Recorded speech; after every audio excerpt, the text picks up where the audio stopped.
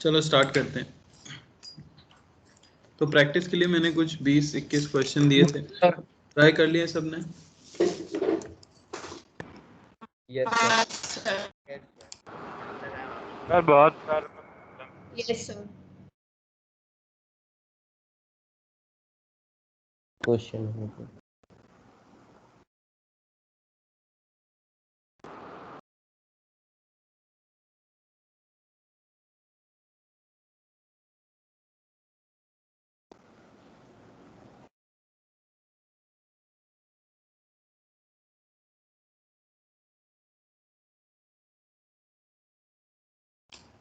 Doubts हैं तो भी कोई दिक्कत नहीं है, ठीक है। मैं पूरा डीपीपी डिस्कस करूंगा,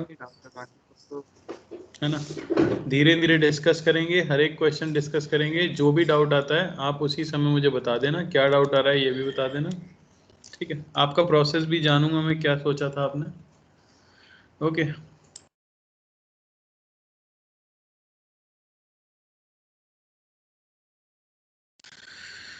चलो स्टार्ट करते हैं फिर। सर लास्ट के 3-4 आपने बहुत हार्ड दे दिए थे सर, उसमें बहुत ज्यादा सोचना पड़ता है।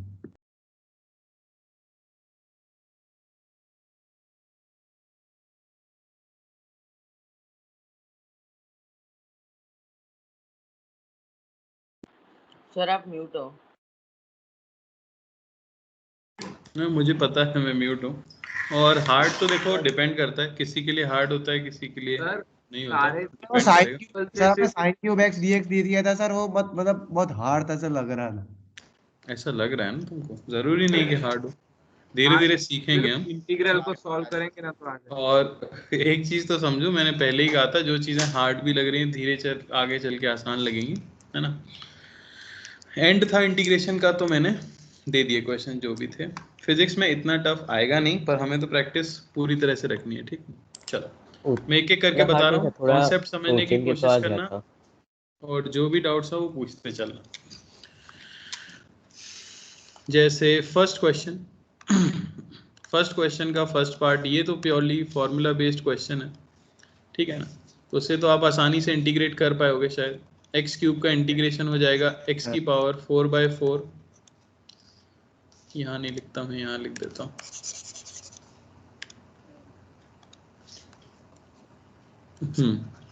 एक्स क्यूब का हो जाएगा एक्स की पावर 4/4 माइनस 4x³/3 प्लस ये हुआ 5 × x की पावर -5, तो -5 + 1 कितना हुआ?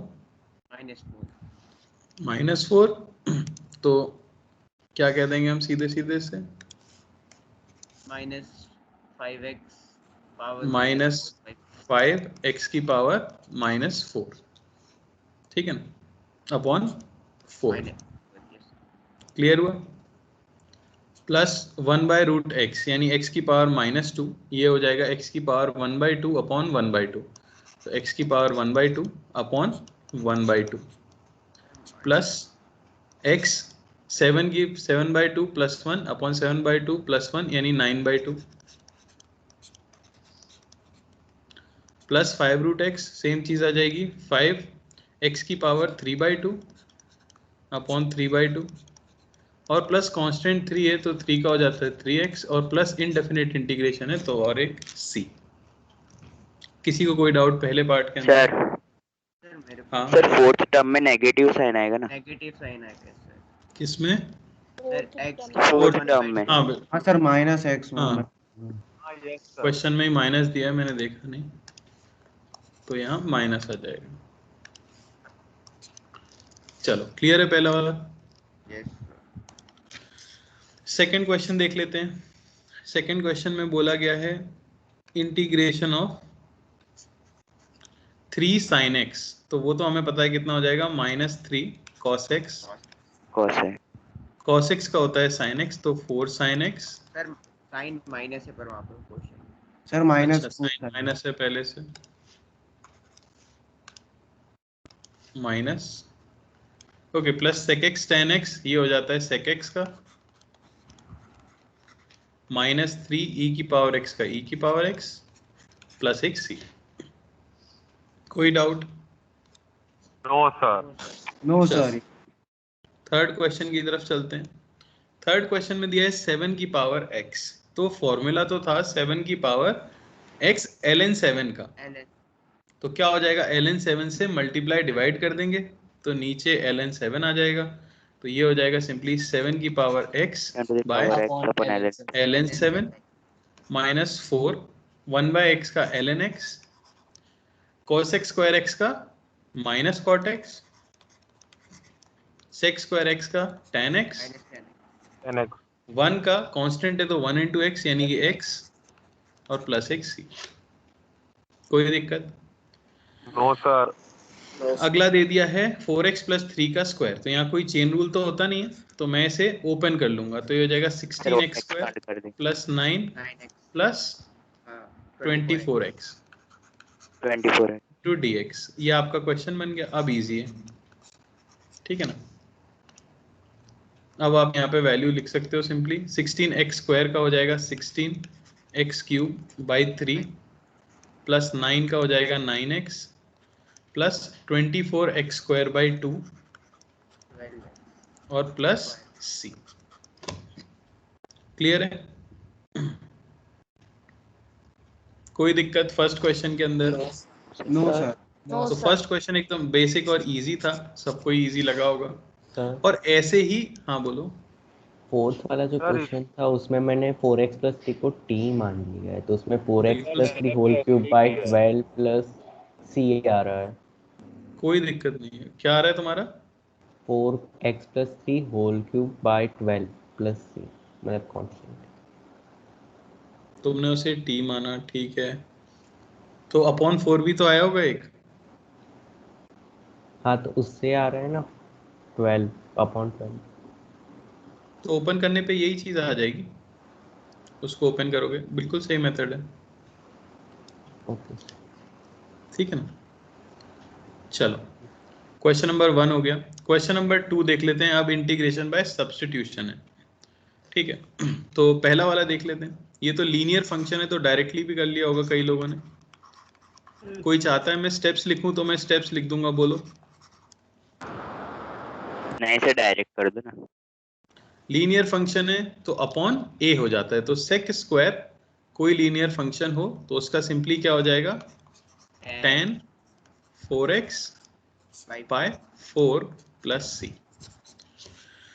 कोई शर्माने की बात नहीं, अगर आपको स्टेप्स नहीं आते तो प्लीज इस समय बोल दो, मैं बार बार बोल रहा हूँ। हाँ समझ। लीनियर के लिए मैंने आपको एक टिप बताई थी, वो याद रखना था सिर्फ। क्लियर है? सेकंड वाला सर, देखो। can you please write steps of second? क्या? सर सेकंड वाले के आप स्टेप्स लिख सकते हैं प्लीज? हाँ लिख सकते हैं। cos x square 4x plus 2।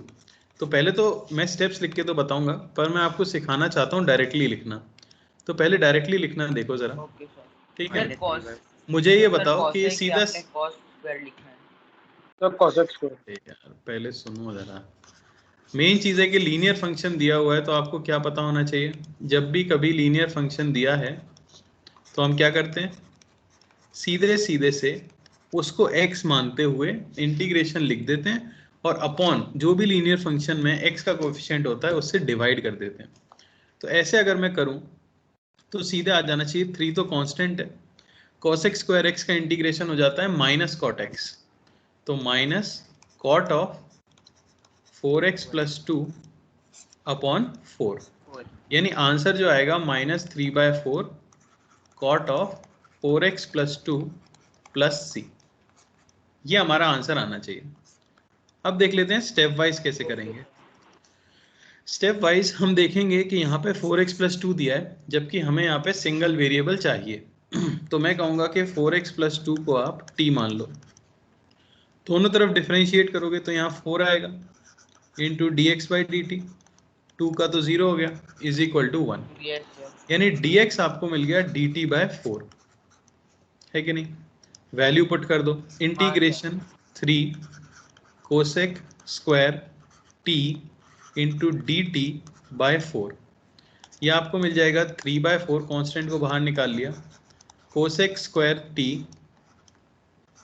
dt, cosec square t का हो जाएगा माइनस कॉस t, तो -3/4 cot t plus c, t की वैल्यू वापस रख दो तो -3/4 cot of 4x plus 2 plus c। Okay sir. Clear हुआ सबको? Yes sir. Similarly question number 3 directly कर लेंगे तो बेटर है। क्वेश्चन नंबर 3 में आप देख सकते हो कि भाई दिया हुआ है सीधे से x की जगह पे 3x माइनस 1, जो कि एक लीनियर फंक्शन है, तो उसको x मानते हुए e की पावर x का e की पावर x, और x का कोएफिशिएंट क्या है 3, तो upon 3 plus c। Steps wise करेंगे तो वही 3x माइनस 1 को t मानेंगे तो रिलेशन आ जाएगी। Yes sir. अगर आप चाहो तो मैं रिलेशन लिख देता हूँ यहाँ, लिख देंगे 3x minus 1 is equal to t, या dx is equal to dt by 3। इस सब्स्टिट्यूशन से आपका आंसर आ जाएगा। क्लियर? सिमिलरली फोर्थ देखो, हाँ बोलो। नहीं सर, आपने बोला ना क्लियर, मैंने बोला यार। हाँ ठीक है। फोर्थ देखो, इसमें 2 की पावर x जैसा कुछ दिया हुआ है ना। तो मैं क्या करूंगा, मैं सबसे पहले तो ln 2 से ऊपर नीचे डिवाइड कर दूंगा, है कि नहीं। तो अब आपका बन गया 2 की पावर समथिंग इंटू ln 2। बस ये x की जगह 4x माइनस 9 है, पर ये लीनियर फंक्शन अच्छी बात ये है, तो 1/ln 2 तो बचा ही, ठीक है ना, इंटू 2 की पावर x ln 2, इसका हो जाता है 2 की पावर x अपॉन x का कोएफिशिएंट, तो आपको मिल जाएगा 2 की power 4x minus 9 upon 4ln 2 plus c। कोई दिक्कत क्वेश्चन नंबर 4 में? Yes sir. सर मेरे को समझ में नहीं आया क्वेश्चन नंबर। तो आपको 3 समझ आया था? हाँ सर। तो स्टैंडर्ड फॉर्मूला था 3 की वाला। पावर x का। तो स्टैंडर्ड फॉर्मूला क्या है आपको पता है? स्टैंडर्ड फॉर्मूला है इंटीग्रेशन ऑफ a की पावर x ln a, ये होता है a की पावर x प्लस c। अब क्वेश्चन के अंदर a को तो बोला गया है 2 और उसकी पावर x की जगह दिया है 4x माइनस 9, पर आगे ln a नहीं दिया था, तो उसे स्टैंडर्ड फॉर्मूला में बदलने के लिए ऊपर नीचे ln 2 से मैंने मल्टीप्लाई किया। तो अब ये तो कांस्टेंट है, नीचे से बाहर निकाल लिया, और ये ऊपर वाली चीज क्या बन गई, एक स्टैंडर्ड फॉर्मूला बन गई कि नहीं बन गई? Yes sir. जिसमें ये हमारा लीनियर फंक्शन है, तो वही लीनियर फंक्शन वाला रूल लगाया और उससे आंसर आ गया। Okay sir. क्लियर है? Yes sir. चलो क्वेश्चन नंबर 5। स्टेप्स जिसको भी चाहिए वो बोल दे, मैं उस क्वेश्चन में स्टेप्स लिख दूंगा। क्या करेंगे इसमें? ये भी आपको लीनियर फंक्शन दिख रहा है कि नहीं? ये भी लीनियर फंक्शन ही है, जैसे 1/x होता था उसकी जगह 1/7x प्लस 5 है, तो डायरेक्टली 1/x का इंटीग्रेशन क्या होता था, ln x, तो इसका हो जाएगा ln of 7x plus 5 upon x का कोएफिशिएंट 7 और प्लस c। स्टेप वाइज करना है तो आप 7x प्लस 5 को t मान लोगे।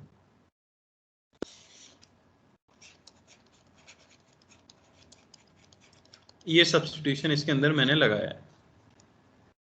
कोई दिक्कत? No sir. Similarly question number 6 की बात है। क्वेश्चन नंबर 6 में साइन ऑफ एक लीनियर फंक्शन दिया गया है, तो लीनियर फंक्शन दिया है तो डायरेक्टली फॉर्मूला लगा सकते हैं, साइन एक्स का हो जाता है माइनस कॉस एक्स, है कि नहीं?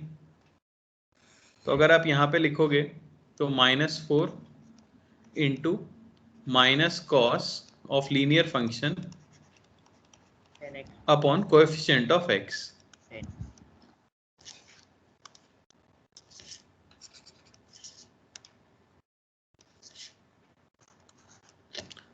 ठीक है ना, ये आपको मिल जाएगा simply 2/5 cos of 10x + 2 + c।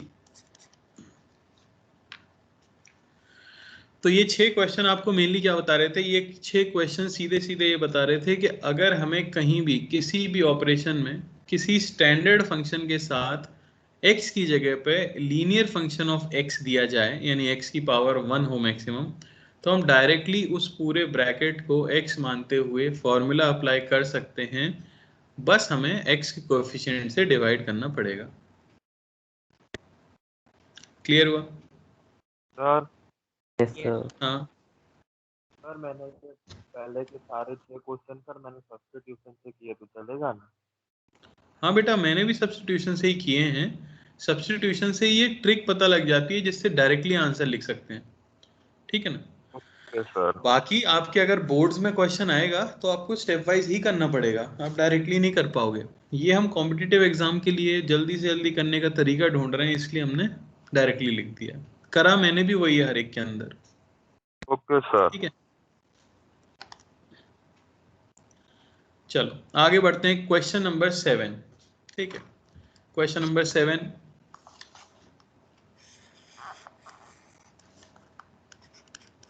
यहाँ आपको दिया गया है integration of 3 tan x sec square x, ठीक है ना, इंटू dx। अब आप देख सकते हो दो फंक्शन है, एक tan x है और sec स्क्वायर x है। तो आपको ये पता करना है बस कि किसका डिफरेंशिएशन क्वेश्चन में पहले से दिया हुआ है, किसको t मानना है, हमें बस ये सोचना था। तो क्लियरली हम देख सकते हैं कि tan x का डिफरेंशिएशन sec स्क्वायर x होता है, वो क्वेश्चन में है, और वो dx के साथ मल्टीप्लाइड भी है।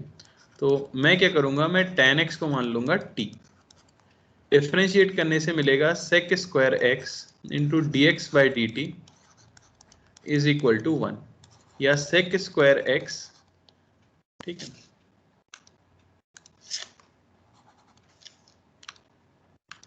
sec square x into dx, ये हो जाएगा dt। सब्स्टिट्यूट कर देंगे तो क्या मिलेगा, देखो यहाँ मिल जाएगा इंटीग्रेशन ऑफ 3 tan x को तो t माना है, into sec square x dx, ये मिलके बन गया dt, सीधा सीधा। तो यहाँ से आपको मिल जाएगा 3t² 2 प्लस c, सब्स्टिट्यूट कर दो, वैल्यू आ जाएगी 3 tan square x by 2 plus c। कोई दिक्कत 7th में? बस tan x सर हमारा बोलो स्क्वायर x है, क्या आया तुम्हारा? सर टी हमने 10x 3/2 c square x plus c c square क्या होता है बेटा? sec तुमने किसको माना था t? Sir sec square x।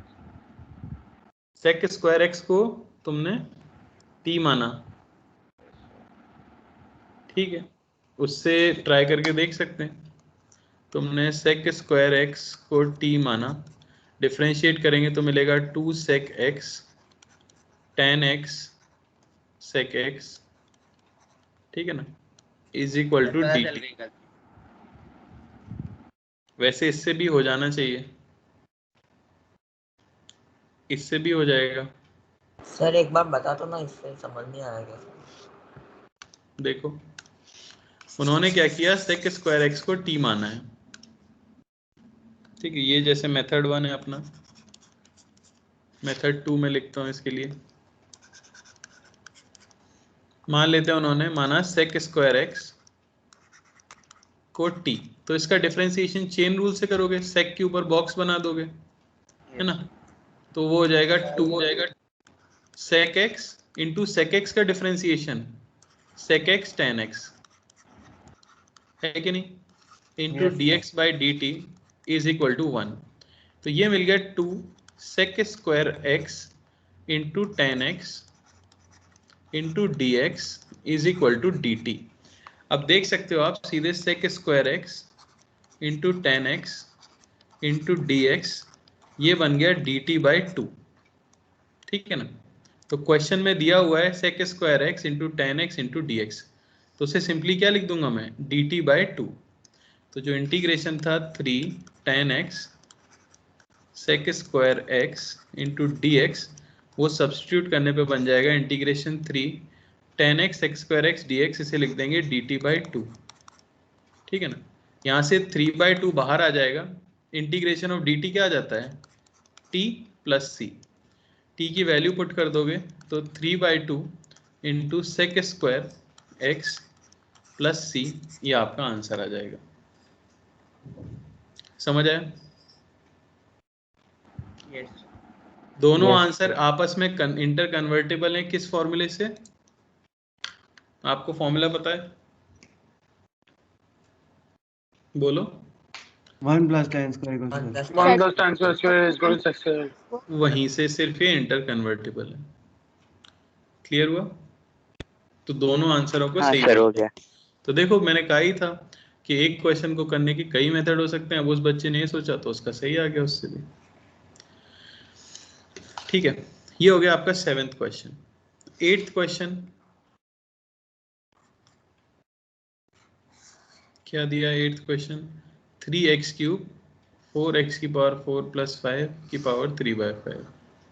ठीक है, 8th क्वेश्चन है इंटीग्रेशन ऑफ 3x क्यूब, क्या था,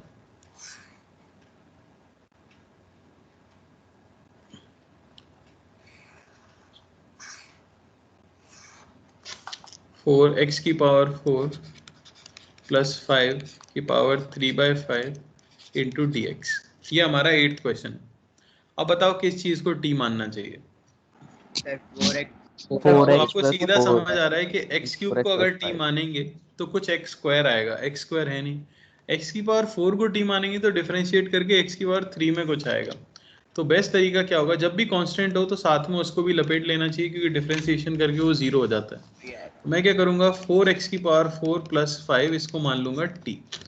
डिफरेंशिएट करेंगे तो यहाँ से हमें मिल जाएगा कितना, 16x cube into d x by d t is equal to 1। या मैं कह सकता हूँ x क्यूब डी एक्स, ये होना चाहिए डी टी बाई 16। ठीक है, देख लेते हैं पुट करके। Integration of 3x cube into d x, ये दोनों मल्टीप्लाई होके ये इंटू ये हो गया डी टी बाई 16, और इंटू इसको माना था t, तो t की पावर 3 to the power 3। तो 3/16 बाहर आ गया। Integration of t to the power 3/5 dt, बहुत ही सिंपल इंटीग्रेशन। तो 3/16 t की पावर 3/5 प्लस 1 यानी कि 8/5 अपॉन 8/5, ठीक है ना, प्लस c। वैल्यूज पुट कर दोगे अगर वापस से तो ये आपको मिल जाएगा 3/16 इंटू 8, ठीक है ना, इंटू 5, और t माना था 4x की पावर 4 प्लस 5 की पावर 8/5 प्लस c। कोई दिक्कत क्वेश्चन नंबर 8 में? क्लियर? सिमिलरली क्वेश्चन नंबर 9 पे चलते हैं। क्वेश्चन नंबर 9 हमें दिया गया है 2x square under root of 5x cube plus 7। 2x square under root of 5x cube plus 7 into d x. Clearly अब तो समझ आने लग गया है, और समझ आ भी रहा होगा सबको किस चीज को t मानना चाहिए। 2x square 5x cube plus 7 5x cube plus 7 5x cube plus 7। तो 5x क्यूब प्लस 7, क्योंकि डिफरेंशिएशन कुछ स्क्वायर में आएगा, इसको t मान लें तो ये हो जाएगा 15x square into d x is equal to d t. ठीक है ना, या मैं कह सकता हूँ x स्क्वायर डी एक्स, ये हुआ D T by 15। Directly value put कर देंगे। इंटीग्रेशन ऑफ 2 तो बाहर आ ही चुका है, x square into d x multiply होकर जाएगा डी टी बाई 15, तो 15 भी बाहर आ जाएगा, और यहाँ बचेगा हमारे पास अंडर रूट ऑफ टी। तो ये हो गया सिंपली 2/15 टी की पावर 3/2 अपॉन 3/2 प्लस सी। फाइनली आंसर में आपको मिल जाएगा 4/45 इंटू टी की जगह रख देंगे 5x³ प्लस 7 की पावर 3/2 प्लस सी। ये था क्वेश्चन नंबर 9। देखो मैं एक चीज बोल रहा हूँ, जो लोग करके आए होंगे उन्हें खुद का फायदा समझ आ रहा होगा, आपको अच्छा लग रहा होगा। अगर आपसे हो गया था और नहीं हुआ था तो आपको सीख रहे होगे। जिन लोगों ने नहीं किया था उनको हमेशा दिक्कत आने वाली है, क्योंकि प्रैक्टिस के लिए इतने क्वेश्चन मैंने दिए थे, पूरा वेस्ट हो रहा है आपका टाइम अगर आप करके नहीं आए तो। Question number 10, x + 2 × x² + 4x - 5। ठीक है, 10th क्वेश्चन देख लेते हैं।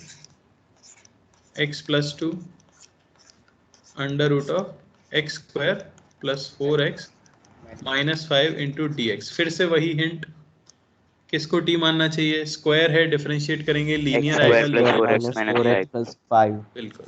तो x² + 4x - 5 को मैं मान लेता हूँ t। ठीक है ना। अच्छा, यहाँ पे मैं एक चीज और बताना चाहता हूँ, करना चाहो तो कंफ्यूज मत होना। आप क्या कर सकते हो ना, x² + 4x - 5 इसे t² भी मान सकते हो, क्योंकि आपको दिख रहा है एक रूट है ना। तो अगर मैं t² मान लूंगा तो डिफरेंशिएट वो जब पुट करूंगा तो रूट गायब हो जाएगा। मैं दोनों मेथड से करता हूँ। पहले अपना बेसिक मेथड डिफरेंशिएट करेंगे तो हाँ बोलो सर इसमें x + 2 को t मान सकते हैं? बेटा, क्या होगा उससे? आप x + 2 को डिफरेंशिएट करोगे, मुझे ये बताओ x की पावर क्या आएगी डिफरेंशिएशन के बाद? कौन x बचेगा 1 ये कैसे कांस्टेंट आएगी हो यार? 1 जाएगा। तो अभी है, 1 तो अभी है, पावर 1 से कम होगी ना एक, हाँ यस 0 आएगी तो कांस्टेंट मिलेगा। कांस्टेंट का क्या करोगे? आपको हाँ उस यस फंक्शन को t मानना है जिसका डिफरेंशिएशन क्वेश्चन में हो। ठीक है ना। तो मैंने ऐसे माना, मुझे ये रिलेशन मिल गई कि 2x + 4 × dx ये है dt।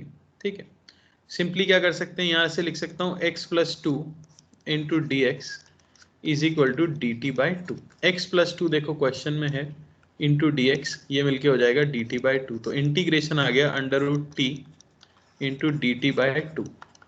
1/2 बाहर, ये हो गया t की power 3/2 upon 3/2 plus c। Value वापस पुट करोगे, ये मिलेगा 2 से 2 कट गया, 1/3 x² + 4x - 5 की पावर 3/2 प्लस c।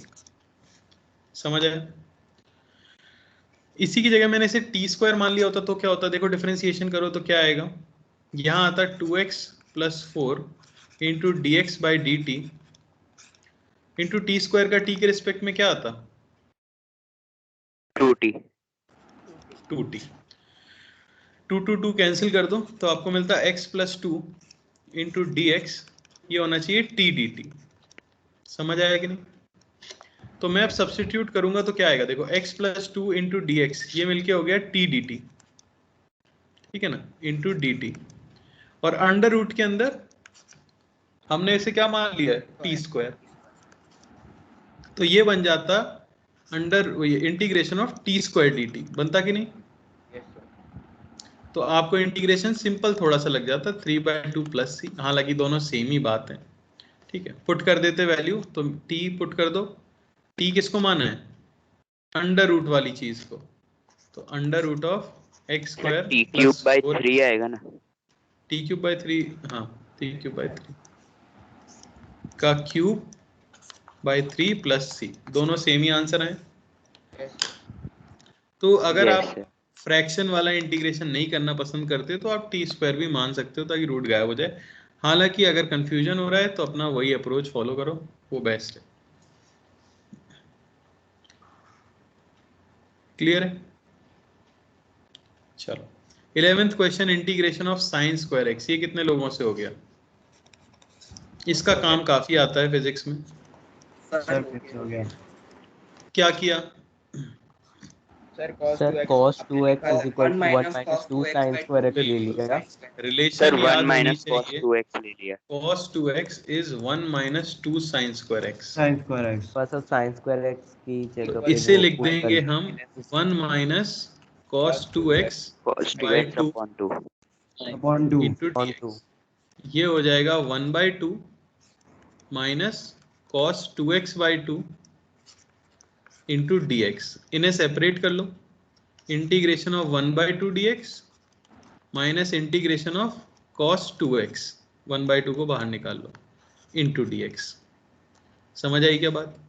अच्छा 1 by 2 का क्या हो जाएगा integration x by 2 x by 2 minus 1 by 2 cos 2x फिर से लीनियर फंक्शन याद आ रहा है, cos x का हो जाएगा sin x, तो sin 2x sin 2x upon 2 upon 2, यानी कि हमारे पास जो आ जाता है x by 2 minus sin 2x by 4 plus c। अरे समझ आया मैंने क्या किया? yes sir क्योंकि यहाँ चेन रूल जैसी कोई चीज तो है नहीं, तो मुझे जाना पहचाना कुछ करना था।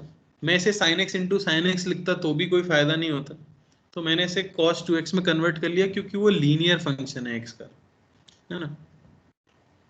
और ये काफी यूज होगा हमारे फिजिक्स में, तो ये आपको रट जाएगा कि sin स्क्वायर एक्स या cos स्क्वायर एक्स इनमें से कोई भी आए तो हमेशा cos 2x का फॉर्मूला यूज करना है।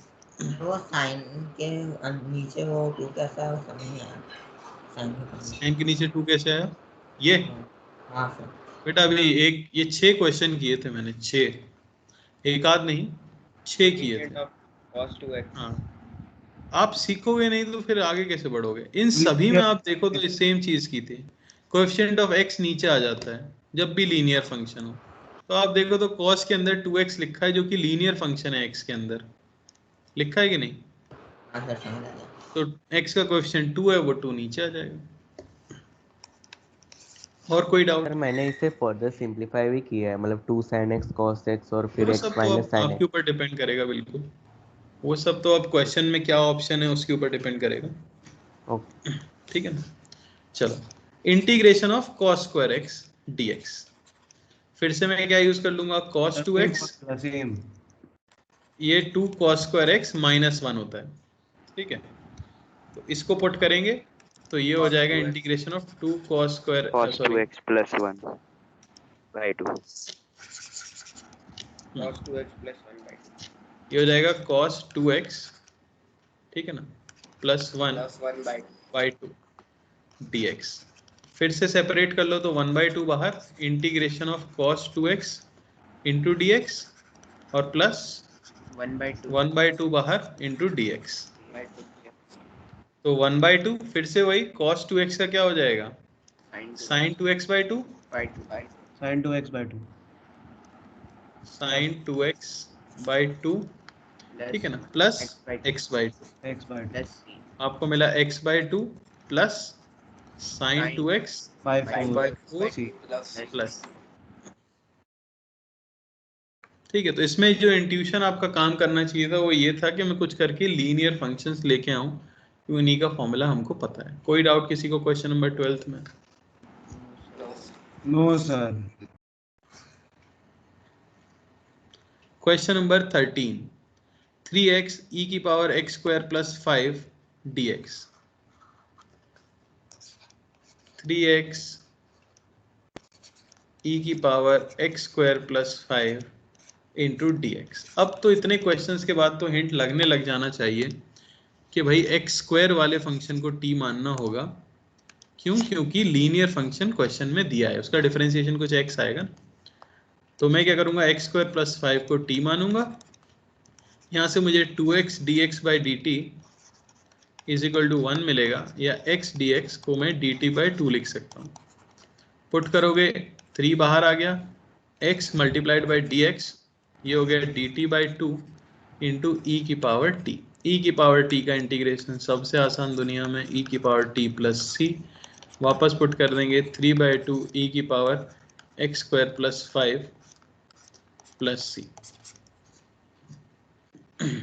कोई समस्या? सर पूरे e की पावर x स्क्वायर प्लस 5 को t भी ले सकते हैं ना?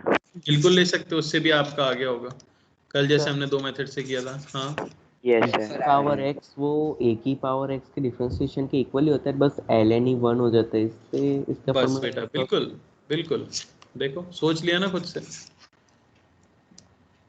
यही मैं चाहता हूं, मैं हर चीज बोलूं नहीं तो आप खुद से भी फील करोगे टाइम टू टाइम, है ना। चलो 14th क्वेश्चन, इस पे स्टार बना हुआ था 1/sin² x cos² x dx। हाँ सर ये 13 वाले क्वेश्चन का cos स्क्वायर ले लें। एक सेकेंड, पहले कोई डाउट पूछ रहा है पूछो। हाँ सर 13 हाँ। वाले क्वेश्चन में जैसे 3x है ना, तो सर मैंने ना 2/2 मल्टीप्लाई कर दिया और वो बाहर निकाल दिया, तो फिर वैसे क्या तो भी सेम ही आया आंसर। क्या मल्टीप्लाई कर दिया? सर 2/2 कर दिया और 1/2 बाहर निकाल दिया, तो ये 6x हो गया, फिर उसके बाद है ना 2x dx equal to dt ले लिया। हाँ हाँ, वो एक ही बात करते हो आप, एक ही चीज है बेटा वो तो। Okay sir. ठीक है चलो 14th में क्या क्या किया मैं ये जानना चाहता हूँ, जिसका आंसर आया है। सर 1 को sin² x और 1 को sin² x plus cos² x ले लिया। सर अलग कर लिया। हाँ सर अलग और फिर कर। सेपरेट करके देखो अब यहीं एक इंट्यूशन काम आना था कि सर 1 को मैंने थोड़ा लिखना था। अलग किया है सर, मैंने sin cos x को होल स्क्वायर के बाद में वो 2 sin x वाली फॉर्मूला लगाई। बिल्कुल, वो दूसरा मेथड वही मैं जानना चाह रहा था। ठीक है बहुत बढ़िया। तो मैंने यहाँ क्या करना था, 1 को sin² x plus cos² x लिखते जरा, देखो जरा इसमें सब्स्टिट्यूशन करना ही नहीं है, ये सब्स्टिट्यूशन का क्वेश्चन ही नहीं है। ठीक है आगे एक मेथड सब्स्टिट्यूशन का जरूर हो सकता है, पर सर ये इस एकदम मेथड सिंपल में में कन्वर्ट सब्स्टिट्यूशन करना ही नहीं है। ये देखो अब क्या करो, इन्हें सेपरेट करो। सेपरेट तो कर 1/cos² x by sin² x cos² x और plus integration of cos² x by sin² x cos² x into dx cut जाएगा, यहाँ बचेगा 1/cos² x plus 1/sin² x।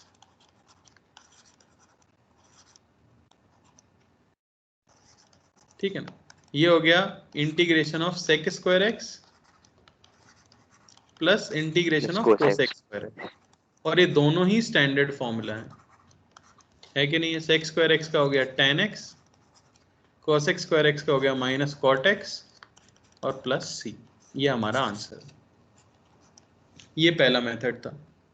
Sir हाँ सर फर्स्ट पॉइंट तो समझ में आ गया कि आपने वो आइडेंटिटी लगा के कर दिया, लेकिन सर उसके बाद दूसरा स्टेप में कैसे किया? बेटा सेपरेट किया है, प्लस है ना। Yes yes yes yes okay. और बताइए कोई डाउट? सर इसका दूसरा मेथड भी बताओ। दूसरा सर, मेथड हो sin जाएगा कि मैं 4 से ऊपर नीचे मल्टीप्लाई कर दूं, 4 से, क्योंकि मुझे दिख रहा है नीचे क्या बनेगा। ठीक है ना, ये वाले 4 को अगर अंदर लेके जाओगे तो यहाँ आ जाएगा 4 इंटीग्रेशन ऑफ, क्या लिख सकते हो 1/2 sin sin x cos whole square. cos x का होल स्क्वायर इंटू dx। समझ आए? ये बन जाएगा आपका 4 integration of 1/sin 2x sin 2x का होल स्क्वायर इंटू dx। ये बन जाएगा 4 integration of cosec² 2x into dx। अब cosec² का लीनियर फंक्शन, तो 4 minus cot 2x by 2 plus c, यानी -2 cot 2x प्लस c। समझ आया? हाँ सर ऐसे किया आ गया। -2 cot 2x is equal to tan x minus cot x आ जाएगा ना। बिल्कुल, या एक कांस्टेंट का फर्क आएगा और कुछ नहीं। ठीक है, cot 2x का फॉर्मूला लगाओगे आपको मिल जाएगा।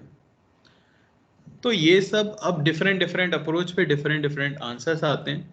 ठीक है, अच्छी बात ये है कि ये सब के साथ डील आपको 12th में करना होगा। फिजिक्स में ऐसे क्वेश्चन प्योरली इंटीग्रेशन के ऊपर आएंगे नहीं, मेंस में नहीं आएंगे, एडवांस में नहीं आएंगे, है ना। अभी हो सकता है आपके यूनिट टेस्ट वगैरह में पूछ सकते हैं, वो अलग बात है। कोई दिक्कत? No sir. 14 तो बहुत अच्छी बात है जिनने सोच लिया था, है ना। 15th क्वेश्चन बहुत ही इजी क्वेश्चन दिया था मैंने, इसको याद रख लेते हैं क्योंकि e की power minus x d x ये भी लीनियर फंक्शन है कि नहीं है, तो डायरेक्टली e की power minus x plus C upon minus one. -1 तो minus e minus power minus x plus एक सेकेंड पेन हटा के।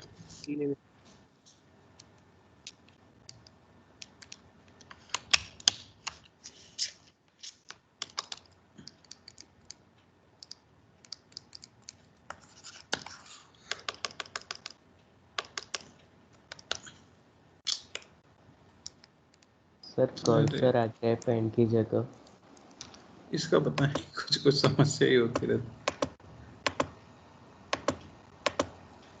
क्या लिख रहा है ये?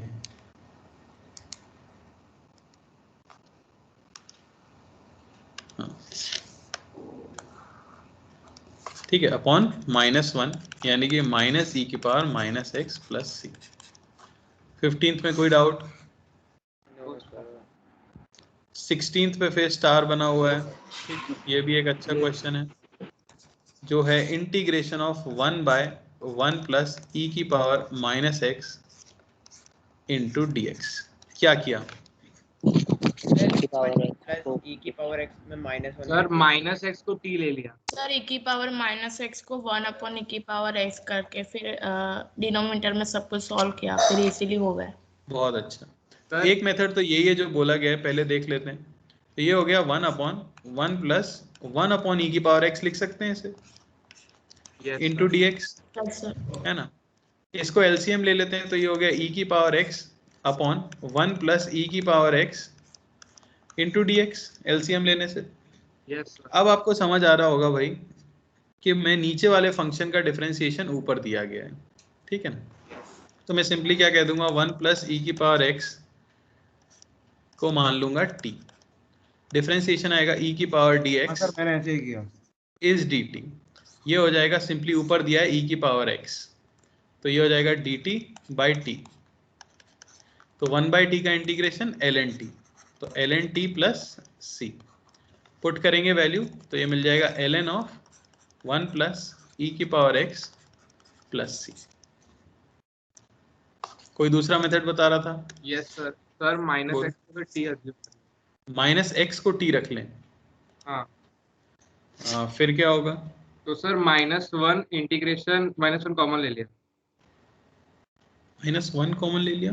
अरे सर आपको मैं फोटो भेज दूंगा। ठीक है, फोटो भेज देना, ऐसे तो नहीं समझ पा रहा हूँ। ठीक है, और कोई? जैसे 1 प्लस माइनस ई की पावर माइनस एक्स को ऊपर ले आके -1 लिख देंगे उसकी पावर को। ई की पावर माइनस एक्स को ऊपर ले आके सर -1 लिख देंगे उसकी पावर। ठीक है, उसके बाद नॉर्मल इंटीग्रेट कर देंगे। नॉर्मल इंटीग्रेट कैसे करेंगे उसके बाद? सर 1 प्लस वो बोल रहा है 1 plus e minus x raise to -1 बोल रहे। हाँ वो मैं समझ गया, पर फिर क्या करेंगे?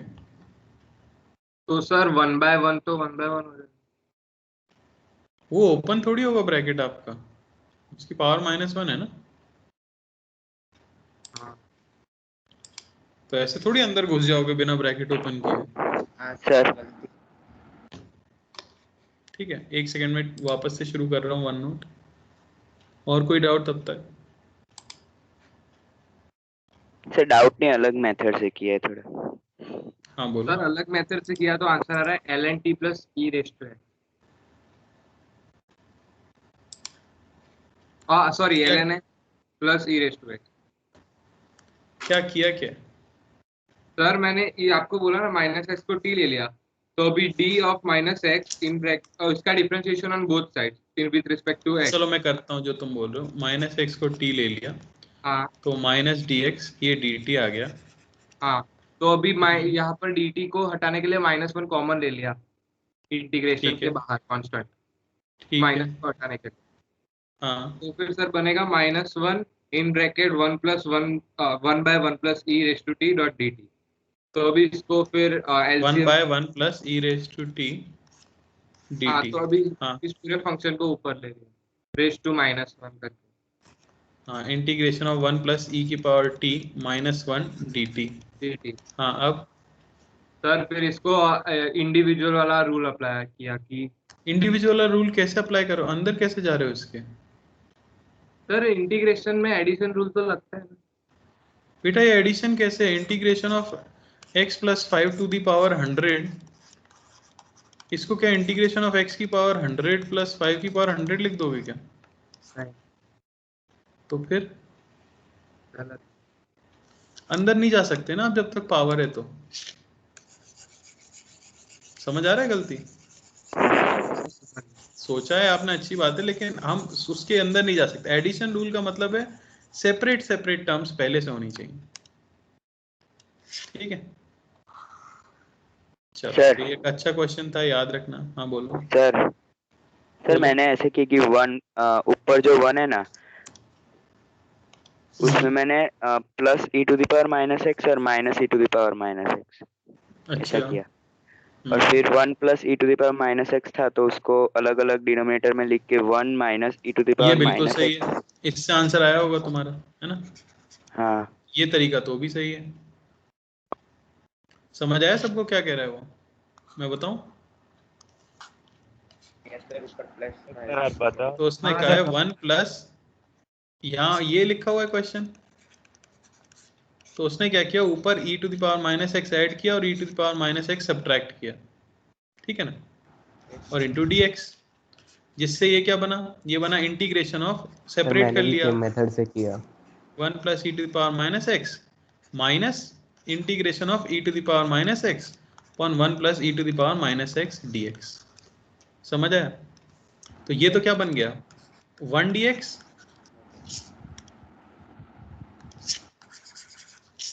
हाँ सर, तो इसका x आ जाएगा फिर, और फिर 1 dx और माइनस इंटीग्रेशन ये e की power -x upon 1 plus e की पावर -x dx।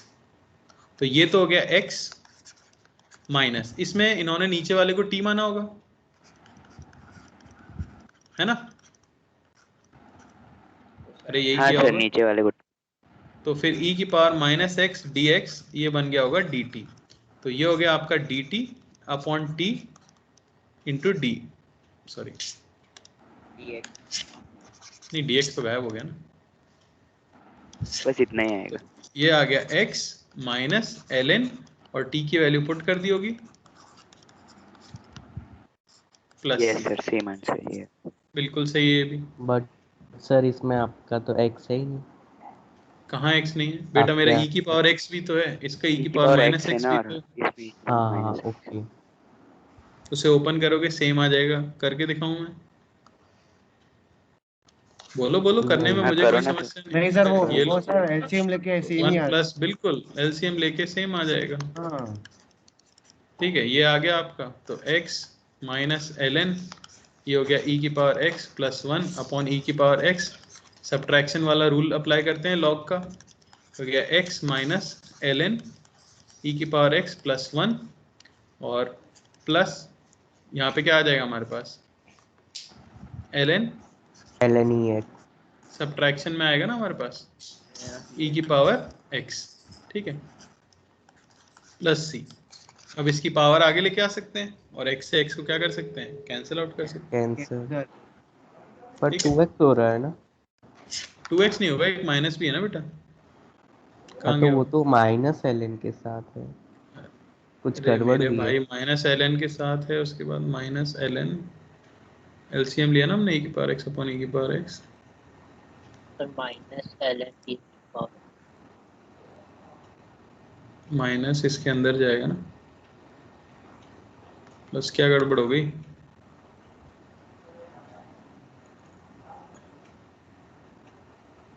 वन, कहीं गड़बड़ की हमने, देखो जरा एक बार, power minus x 1 dx minus,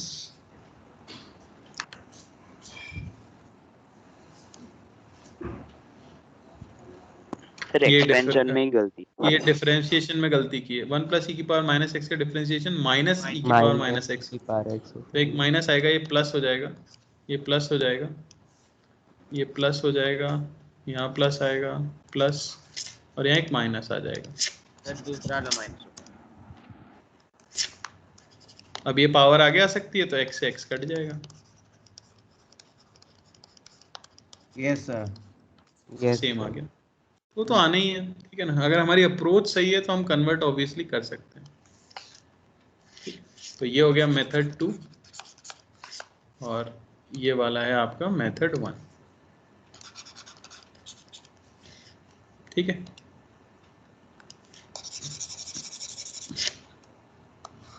अब देखो यहाँ पे मैं एक टिप बताना चाह रहा था, वो ये है, ये भी क्या है, कोई हार्ड एंड फास्ट रूल नहीं है, कभी कभी काम करेगा कभी कभी काम नहीं करेगा, ठीक है। वो ये है कि integration of f x upon g x, ऐसे दो फंक्शन अगर दिए हैं डिवीजन में, ठीक है ना, तो choose g x equal to t, ठीक है। कभी भी डिवीजन में हो तो नीचे वाले फंक्शन को टी मानकर हमारा आंसर आ सकता है। क्यों? क्योंकि हो सकता है कि नीचे वाले फंक्शन का डिफरेंशिएशन ऊपर दिया हो और वो dx से मल्टीप्लाई हो, तभी तो आंसर आ पाएगा, और कोई तरीका ही नहीं है। तो ये ऑब्वियस सी टिप है, ठीक है। पर हम याद रखते हैं कि जैसे लीनियर फंक्शन वाली चीज याद रखते हैं, वैसे ये याद रखते हैं कभी भी डिवीजन का क्वेश्चन आता है तो हमेशा सोच के देखना कि किसे अज्यूम करें टी, तो मोस्ट प्रोबेबली चांसेस हैं कि नीचे वाले फंक्शन को टी मानने से आपका आंसर आ सकता है, ठीक है। कोई हार्ड एंड फास्ट रूल नहीं है, ठीक है। तो सर 17th क्वेश्चन इससे आ जाएगा। आपने शायद से लास्ट टाइम ही बताई, इसी से होगा। ठीक है, हाँ 17 आगे देख रहे हैं कौन सा क्वेश्चन किया अभी हमने, 16 किया 17 17 sin x plus cos x upon cos x minus sin x, sir इससे ही हो जाएगा। sin x को t मान लेंगे, ठीक है। तो sin x plus cos x upon cos x minus sin x। अब बात यह है, इसमें sin x को t मानोगे कोई फायदा नहीं होगा, cos x को t मानोगे कोई फायदा नहीं होगा। तो डिवीजन में अगर मैं cos x minus sin x को मान लूँ t, तो minus sin x minus cos x dt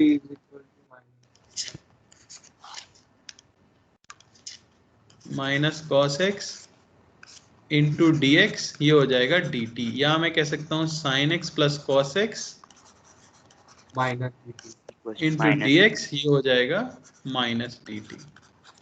put करने से आएगा integration of minus dt upon T, minus 1 by T का इंटीग्रेशन ln t, तो minus ln t plus c, ठीक है, या minus ln cos x minus sin x cos x minus sin x plus c। समझ आया? Yes sir, clear? Yes sir. Question number 18th में दिया है 2 की power 10x upon cos square x। cos square x को simplify करके ऊपर ले लेंगे। मुझे लास्ट क्वेश्चन में एक डाउट है। बोलो भाई। Sir 1 minute.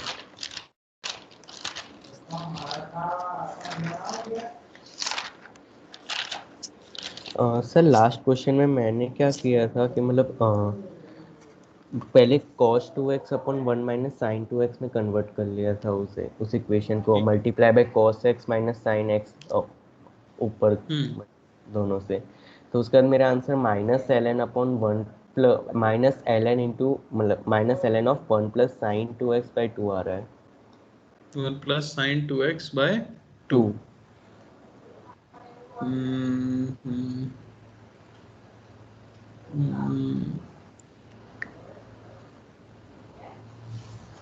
एक बार कन्वर्ट करके देखना पड़ेगा, मुझे सेंड कर देना व्हाट्सएप पे, ठीक है, मैं एक बार चेक कर लूंगा। चलो, ये तो क्लियर कट हो गया भाई, ऑब्वियस सा क्वेश्चन हो गया। को मान लेंगे। हाँ सर, ये तो बहुत आदमी को भी दिख जाएगा 10x को t sec square x dx बराबर dt, ठीक है, ये गायब हो गया dt, ये हो गया इंटीग्रेशन ऑफ 2 की पावर t dt multiplying and dividing ln ln2 by ln2, यहाँ बचेगा 1 बाय ln2, यहाँ 2 की पावर t प्लस c, ठीक है ना। तो ये हो गया आपके सर पास ये 2 हर की बार ना पावर, करे और ऐसा याद भी रख सकते हैं ना कि 2 to the power x का बिल्कुल 1/ln। बिल्कुल याद ही रखते हैं बिल्कुल। सर ln2 कांस्टेंट है तो फिर उसको पहले बाहर ले। बाहर ही तो है बेटा। अच्छा आपने डायरेक्ट बाहर ही मल्टीप्लाई। हाँ अब ये सब तो अंडरस्टूड है। चलिए प्रश्न क्रमांक 19, उसमें क्या दिया गया है, 4 sin x upon cos square x dx।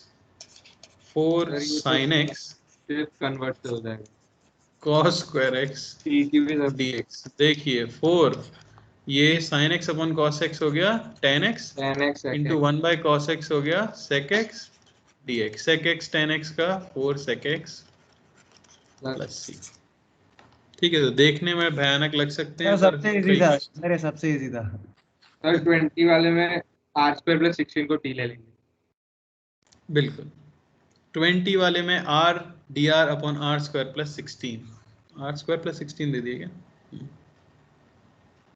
कहाँ है, रूट होगा वही, integration of r dr upon under root of r square plus 16। तो ऑब्वियसली r स्क्वायर प्लस 16 को आप t या t स्क्वायर ले सकते हो अपनी सुविधा के हिसाब से। मैं ये t ले लेता हूँ, तो 2r dr ये मिल गया dt, या कह सकते हैं r dr ये मिल गया dt बाय 2। ठीक है, उठा के मैं यहाँ रख दूंगा 1/2 बाहर आ जाएगा dt बाय 2। तो ये हो जाएगा इंटीग्रेशन ऑफ 1/2 तो बाहर है ना, और r dr बन गया आपका dt upon under root of t। तो t की पावर -1/2 यानी 1/2 t की पावर 1/2 अपॉन 1/2 प्लस c। तो इंटीग्रेशन आ गया आपका अंडर रूट ऑफ t यानी कि r square plus 16 plus c। कोई डाउट क्वेश्चन नंबर 20 में? No sir, no doubt.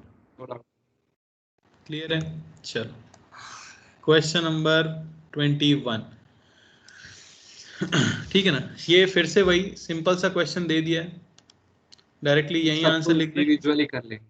सब लीनियर में दिया है, तो e की पावर माइनस एक्स का वही अपॉन डिवाइड कर e की power minus x upon -1 plus cos 4x का sine 4x upon 4 sine x का माइनस माइनस प्लस हो जाएगा, तो plus cos 3x plus 9 by 3 plus 5x plus. ये क्वेश्चन मैंने बस इसीलिए दिया था कि एंड होते होते एटलीस्ट आदमी को लीनियर वाली चीजें समझ आ जाए, क्योंकि उसका ही काफी ज्यादा यूज होगा हमारे कैलकुलस, मतलब जब हम यूज करेंगे फिजिक्स के अंदर। ठीक है, तो इसका काफी ज्यादा यूज होगा, लीनियर ही फंक्शन जनरली होंगे सब्स्टिट्यूशन वाले केसेस में। ठीक है, चलो उसके बाद क्वेश्चन नंबर 20 का आंसर क्या आया था? किसका अभी देख लेते हैं। 22 का 3/x ln क्यूब x देख लो। 21 22 इंटीग्रेशन ऑफ, क्या था क्वेश्चन में भूल गया, बताना कोई। 3/x ln x का होल क्यूब। क्या करेंगे भाई इसमें, ln x को t क्योंकि 1/x दिया हुआ है dx से मल्टीप्लाई, ln x को t ले ln x को t 1/x इंटू dx बराबर dt। तो ये हो गया 3 dx अपॉन x, ये हो गया dt अपॉन t क्यूब। ये बाहर है, इंटीग्रेशन ऑफ t की पावर -3 dt यानी 3 t की पावर -4 बाय -4 प्लस c यानी -3/4 ln x की पावर -2 आएगा सर। प्लस करते हैं ना माइनस।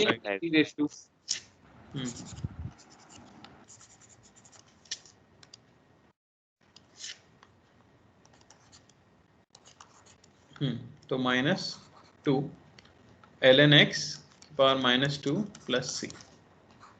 ठीक, इसे लिख सकते हैं -3/2 ln square x plus c। कोई दिक्कत? अगर हम टी क्यूब को एल एन टी क्यूब लिख देता, किसको? 1/t क्यूब है उसको एल एन टी क्यूब लिख देता हूँ। 1/t क्यूब कहाँ है? 1/t क्यूब उसको l n t, l n t cube लिख देता हूँ। समझा नहीं मैं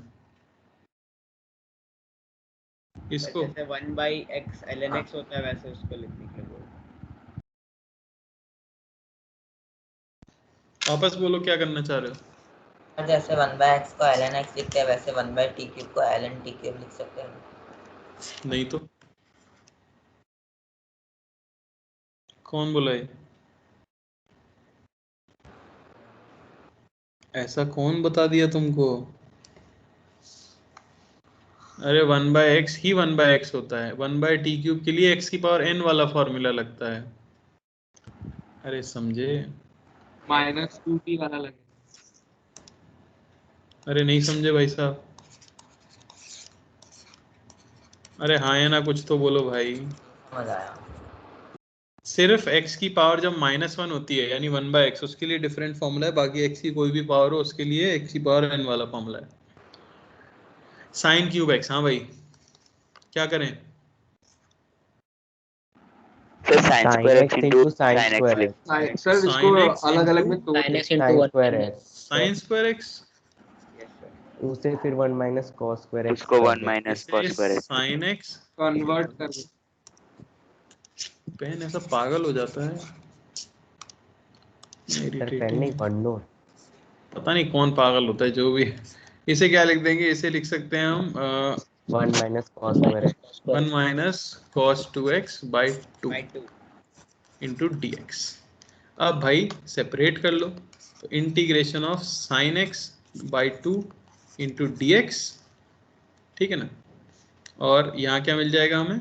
minus integration of sine x cos 2x by 2 into d x,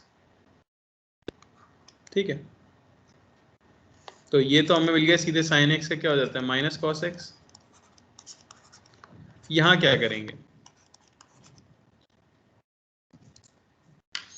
बोलो भाई। सर हाँ सर, इससे अच्छा आपने 1 माइनस कॉस स्क्वायर एक्स लेके कॉस एक्स को टी मान लिया होता तो वो इजी हो जाता। हाँ बिल्कुल हो जाता।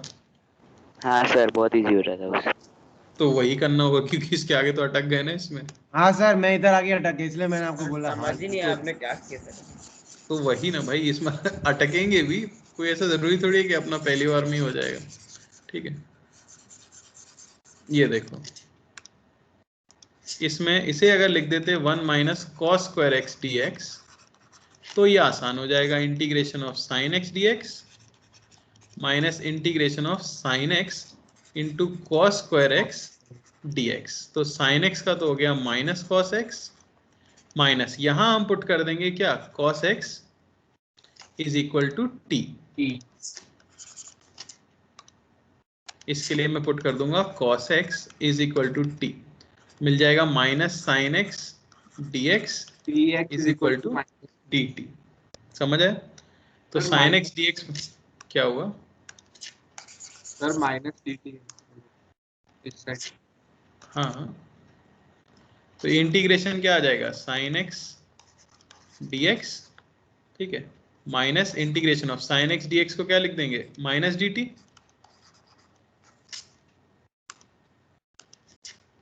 क्या हुआ? कुछ गलत हो रहा है क्या? सर माइनस को इस साइड लेके डायरेक्ट प्लस कर सकते हैं। कर देंगे बेटा, थोड़ा बस हो ही रहा। इंटू टी स्क्वायर, तो ये आपको मिल गया माइनस कॉस एक्स, और यहाँ मिल गया plus t cube by 3 plus C. Put कर दो minus cos x plus cos cube x by 3 plus C. समझ आया? तो जरूरी नहीं आप जो पहली बार में सोचो उससे आंसर आ ही जाए। अटक गए तो फिर कुछ और सोचो। यही है इंटीग्रेशन। क्लियर है क्या? बोलिए। Yes sir. तो ये था आपका इनडेफिनिट इंटीग्रेशन, ठीक है। जितने तरह के क्वेश्चन मैं इस स्टेज पे करा सकता था मैंने आपको करा दिए। इससे ज़्यादा और मुश्किल देना सिर्फ परेशान करना होगा आदमी को, क्योंकि उनका कोई इस्तेमाल नहीं। बोलिए, कोई डाउट? No sir. आगे बढ़े, आगे बढ़ा जाए। Yes sir. Yes sir. Indefinite integration पढ़ा है हमने। दूसरा टाइप क्या था? डेफिनेट डेफिनेट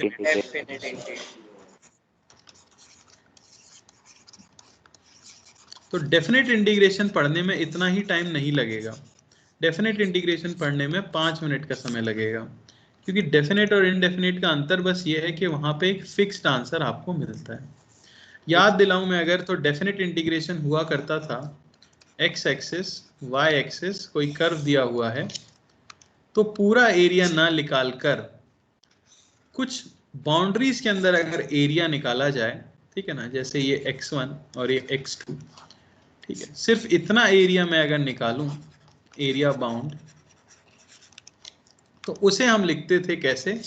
इंटीग्रेशन ऑफ ये फंक्शन अगर fx है तो fx इंटू dx, क्योंकि x एक्सिस के साथ बाउंड एरिया चाहिए, और x1 से लेके x2 तक। आपको याद है ये क्या था? Yes sir. ये कहलाता था हमारा lower limit. Lower limit. Lower limit. चल,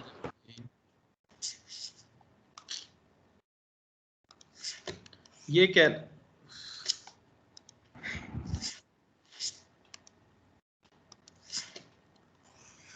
ये कहलाता था हमारा लोअर लिमिट, और वो थी हमारी अपर लिमिट, यानी यहां से लेकर यहां तक एरिया आपको निकालना है, ठीक है ना।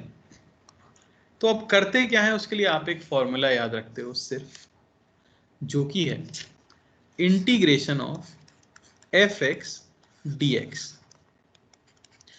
अब आपको इंटीग्रेशन इंडेफिनिट करना आ गया है, तो आप एफ एक्स को इंटीग्रेट करोगे तो मान लो आपको एक फंक्शन मिला जी एक्स, तो आपको प्लस सी नहीं लिखना है, ठीक है ना, आपको प्लस सी नहीं लिखना। इसे इस तरह से लिख दिया जाता है कि अगर ये डेफिनेट इंटीग्रेशन है तो जो भी आंसर आया है उसके साइड में हम ऐसे x1 से x2 लिख देते हैं, और फाइनली आपका आंसर हो जाता है g of x2 minus g of x1। बस, कोई c नहीं आता, क्योंकि यहां पर एग्जैक्ट आंसर आपको मिलेगा, वेरिएबल के टर्म्स में नहीं मिलेगा। लिमिट के अंदर से जब भी हम कैलकुलेट करेंगे तो हमें एक फिक्स्ड डेफिनेट एरिया मिलता है, ठीक है, तो उसमें सी की कोई गुंजाइश नहीं होती, फिक्स्ड वैल्यू मिलती है। जो भी आंसर आए उसमें एक बार अपर लिमिट पुट करो, माइनस उसमें एक बार लोअर लिमिट पुट करो। तो ये है डेफिनेट इंटीग्रेशन की थ्योरी। सिर्फ मैं एग्जांपल दूंगा तो क्लियर होगा, ठीक है ना। थ्योरी ये है। चलें फटाफट एग्जांपल समझने। हाँ सर। ये देखिए, जैसे integration of x square D x, बचपन में चले गए एकदम हलवा सवाल। कोई कह दे 2 से लेके 4, इसका मतलब ये है कि y is equal to x square का जो ग्राफ बनता होगा, ये x एक्सिस है, ये y एक्सिस है, y is equal to x square का जो ग्राफ बनता होगा उसमें x इज इक्वल टू 2 से लेके x इज इक्वल टू 4 तक जो बाउंड एरिया है वो कैलकुलेट करके बताओ। तो क्या मुझे बता सकते हो एक्स स्क्वायर का इंटीग्रेशन? X cube by 3। तो मैं लिखूंगा एक्स क्यूब बाई 3। बस मैं प्लस सी ना लिख के यहाँ ब्रैकेट बना के 2 से 4 लिख दूंगा। जो भी आंसर आए उसमें x की जगह एक बार 4 पुट करना है, तो 4 क्यूब बाई 3 माइनस 2 पुट करना है, 2 क्यूब बाई 3, यानी 64 बाई 3 माइनस 8 बाई 3, यानी कि 56 बाई 3 यूनिट स्क्वायर आपका आंसर। अरे भाई, ये है बस डेफिनेट इंटीग्रेशन। कोई नई चीज है क्या? बस अपने आंसर में दो वैल्यू पुट और सब्ट्रैक्ट करना है। मतलब सर टेस्ट में ज्यादा नहीं पूछना है। नहीं, यही काम आएगा अपने तो, क्योंकि एक सेकंड रुकना जरा।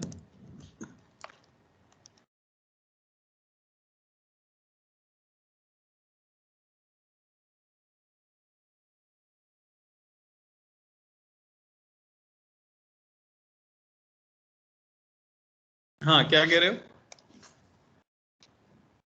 अरे इसमें वो सारे क्वेश्चन आ सकते हैं जो इंडेफिनिट के हैं, बस हम वैल्यूज पुट करवा लेंगे। सर समझ आया? सर डिफरेंशिएशन में वर्ड प्रॉब्लम्स थे तो इंटीग्रेशन में है ऐसे कैसे प्रॉब्लम्स? वर्ड प्रॉब्लम्स जैसे थे, जैसे कि डिफरेंशिएशन में हमने करे थे ना। हाँ इसमें भी आएंगे, अभी आएगा, एप्लीकेशन आएगा ना। एप्लीकेशन सॉरी, हाँ बिल्कुल। अच्छा देखते हैं कि ये काम भी करता है कि नहीं, ठीक है ना। कैसे एरिया निकाल सकते हो, मैं एक सिंपल देता हूँ, जैसे मैं देता हूँ y is equal to 4x, ये आपका कर्व है, तो y is equal to 4x या y is equal to x ले लेते हैं, चलो समझने के लिए काम करता है या नहीं, ठीक है। तो कोई बोले find area bound by line with x axis from x is equal to 0 to x is equal to 4। अच्छा ये स्ट्रेट लाइन की इक्वेशन है, सबको समझ आ रहा है कि नहीं? हाँ सर। और y is equal to x ऐसी लाइन बन जाएगी, सिर्फ ये 0 है। Yes sir. तो x 0 से x is equal to बोला गया है 4 तक, तो सोचो x जब 4 होगा तो y क्या होगा? 4 ही होगा। 4 ही होगा, क्योंकि इसकी इक्वेशन ही है y is equal to x। तो ये एरिया आपसे पूछा गया है। अच्छा ये तो ट्राइंगल भी है, तो एरिया हम 8 आ निकाल सकते जाएगा। हैं हाफ इंटू 4 इंटू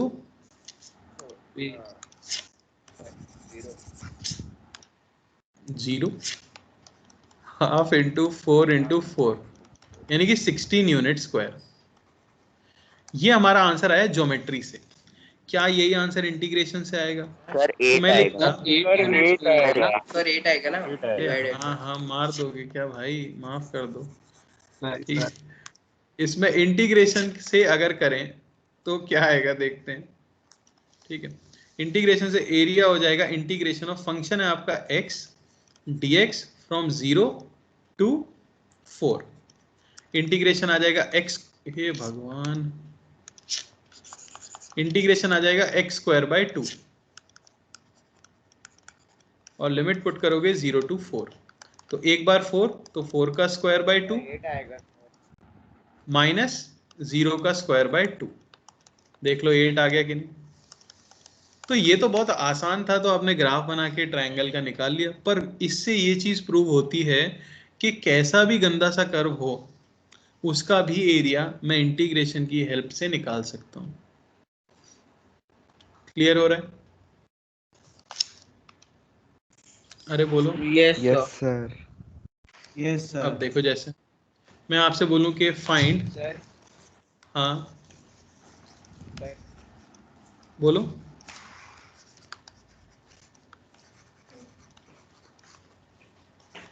अरे बोलो भाई।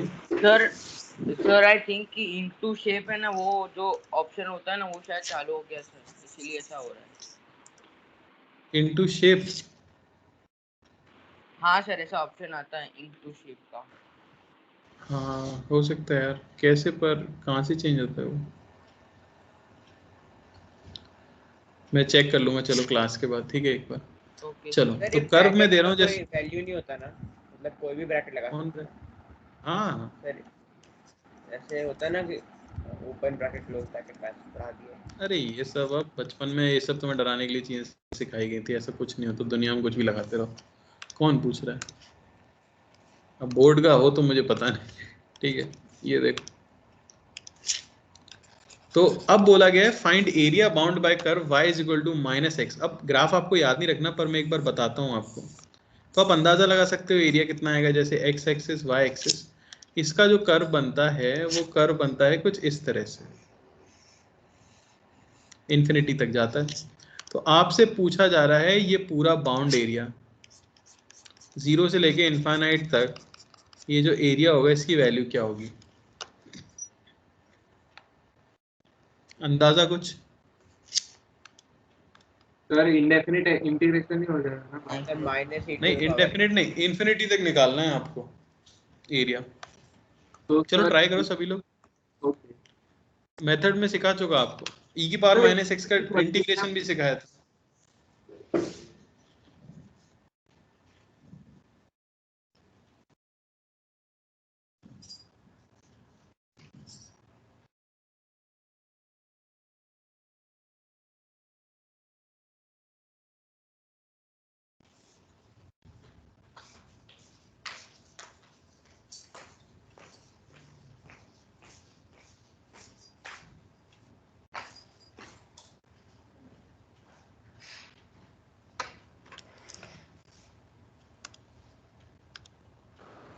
माइनस e की power minus infinity plus minus 1 sir 1 by minus infinity minus infinity.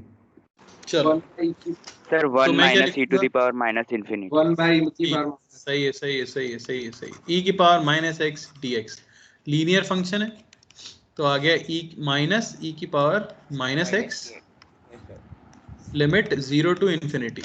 Put करोगे ये हो गया आपके पास माइनस e की power minus infinity minus minus plus हो गया। अरे समझ रहे हो कि नहीं? तो माइनस e की power minus infinity plus e की पावर 0, ठीक है ना? इसे क्या लिख सकता हूं? माइनस 1 अपॉन e की पावर इंफिनिटी प्लस 1। e की पावर इंफिनिटी क्या होगा? e होता है 2.7, 2.7 की पावर इंफिनिटी इंफिनिटी, और 1 बाय इंफिनिटी क्या हो जाएगा? 0। तो आंसर क्या आया? 1 यूनिट स्क्वायर। सोच सकते हो, इनफाइनाइट तक ऐड किया एरिया 0 से लेके और आंसर आया 1 unit square.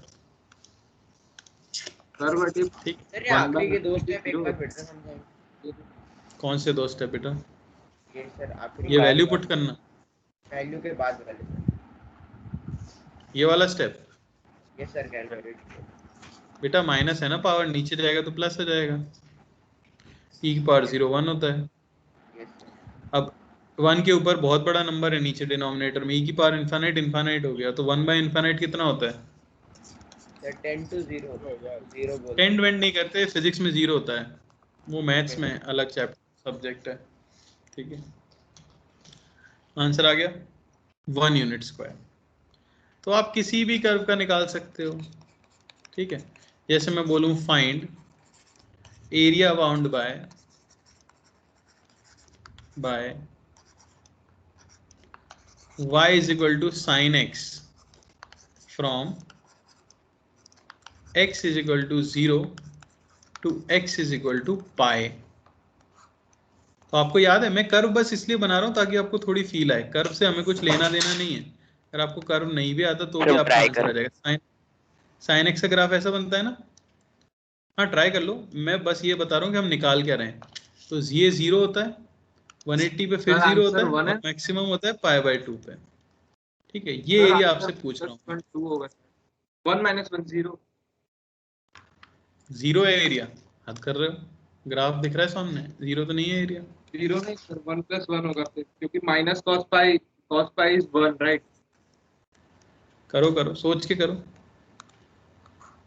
Sir 1 minute. Sir या तो इसका नहीं ये सेमी सर्कल होगा क्या? क्या? सर एक डाउट था, sin 0 क्या? ये डाउट नहीं है, ये पाप है मेरे भाई। अरे सर फिर भी साइन 0 0 होता है। हाँ तो फिर तो -1 ही आएगा या फिर -1 एरिया +1 सॉरी, cos pi -1 होता है ना सर 1 आएगा 1 आएगा 1 आएगा +1। बिल्कुल सही। तो आप देख रहे हो ऐसे क्वेश्चंस आते हैं।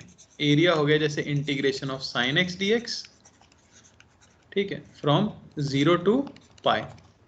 साइन एक्स का इंटीग्रेशन माइनस कॉस एक्स। तो या तो लिमिट लगाने से पहले ही माइनस बाहर निकाल लिया करो, ये भी कर सकते हो आप। माइनस अंदर पुट करो तो कॉस पाई माइनस कॉस 0, तो माइनस बाहर है, कॉस पाई होता है -1 कॉस 180 डिग्री, माइनस कॉस 0 होता है 1। तो आंसर क्या आया? सर अभी तो आपने बोला 0। बेटा आपने साइन पूछा था। हाँ sir sorry. 2 unit square. Clear हुआ? यस। क्या डेफिनेट इंटीग्रेशन कुछ भयानक चीज है? नहीं सर बस वैल्यूज थोड़ी। नहीं सर बहुत इजी है। ये देख लो, अब एक देता हूं थोड़ा सा अलग, जैसे find area bound by curve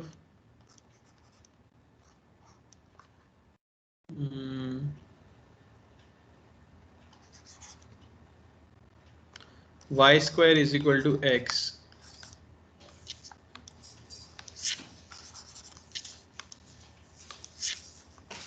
with y-axis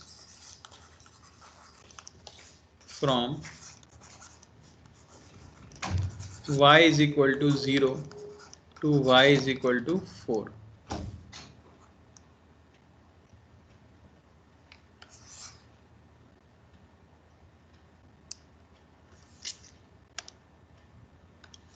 ये टर्न टू शेप तो नहीं ऑन है क्योंकि शेप में कन्वर्ट तो होता ही कहाँ है। ये सर्कल बनाता हूँ तो भी टेढ़ा मेढ़ा ही तो बन रहा है।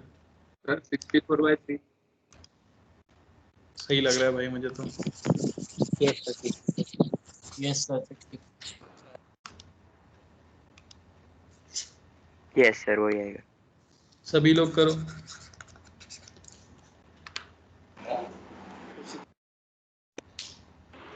सर तो शायद पेन या फिर डिवाइस हैंग हो रहा होगा, इसलिए शायद। वही मुझे भी लग रहा है, कुछ समस्या तो है।